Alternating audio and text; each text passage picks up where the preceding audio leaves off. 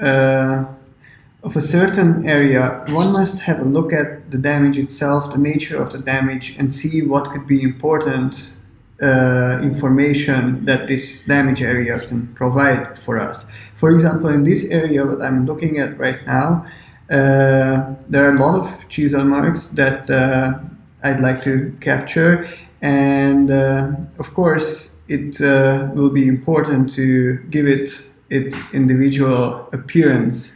So I'm going to use a combination of the digital damage texture and my damage brush that is newly created. First of all, I'd like to lower the opacity of the background so I can see my damage brush and texture much better, and I can avoid overdoing the damage texture so it doesn't appear to be too dark.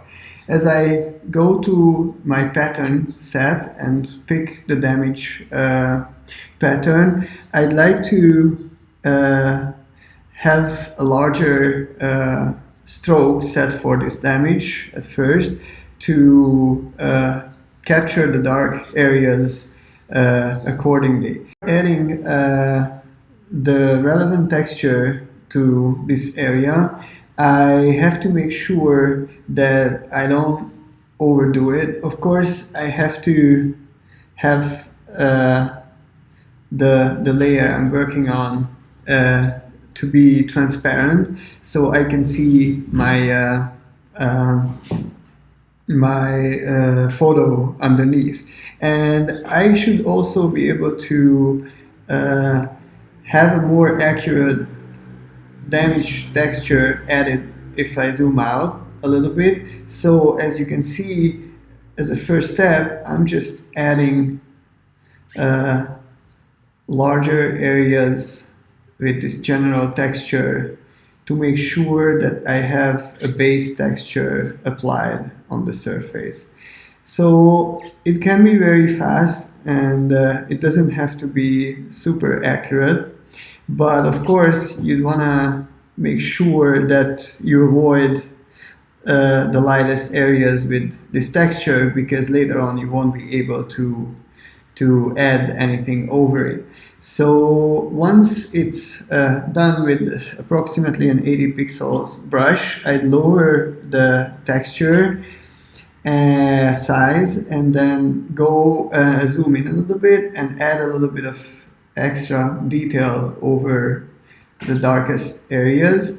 So as I start adding further details, I'm still avoiding those areas that are almost white, but I'm making certain areas darker, and I'm going to add cracks, like for example this one right here, by hand later on. So I'll make sure that those will capture the photograph precisely. That's gonna give it more characteristic in my drawings. So I'm not going to show you, this is of course done very fast at the moment, so I would normally just work much slower on these areas, but I want to make sure you understand how much faster adding texture makes this entire damage creation. So once I have it roughly laid out, I will switch to my damage brush and zoom in a little bit further on. Maybe not, maybe I can stay with this level, and I will add individual brush strokes with a little bit of more definition to certain areas. I'm still avoiding light areas completely, but I'm adding a little more definition here and there. And actually the texture is a very good, it gives you very good feedback. If you want to have some feedback on how is the density of your handmade brush strokes comparing to other areas of the drawing, because the texture always have the same density, your brush strokes never gonna be too dense or sporadic. So obviously where you have these chisel marks, you want to make very precise brush strokes so they are actually relevant to the actual texture. And here, as I said, with these cracks, you can you can be very specific and just follow up faithfully on the orientation and the edges of these cracks, and that's going to give the best characteristics to your drawing. Once I have a significant area created, well, I'm sorry for just getting lost in the details a little bit, but well, this is a very time-consuming process still. It cannot be done in 2 minutes, but as you can see, I'm working in a large area, and I'm already making a lot of progress on adding damage to these areas. And as I zoom out and disable the photograph for a second, you can see that it's already starting to form a 3D surface.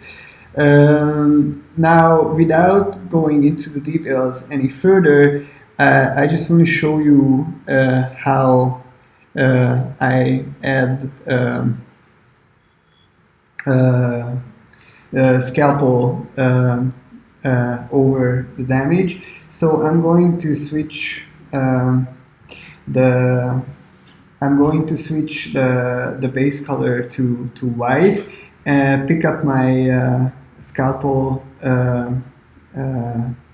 pattern, go back to a relatively large brush, and start adding the pattern just like that.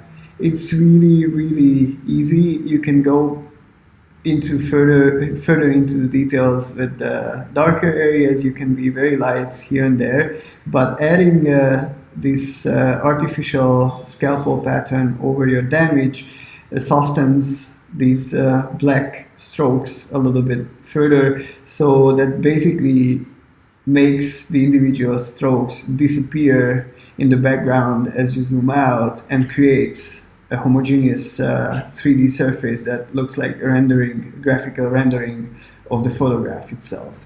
Now I want to show you the final version, because of course this was just a quick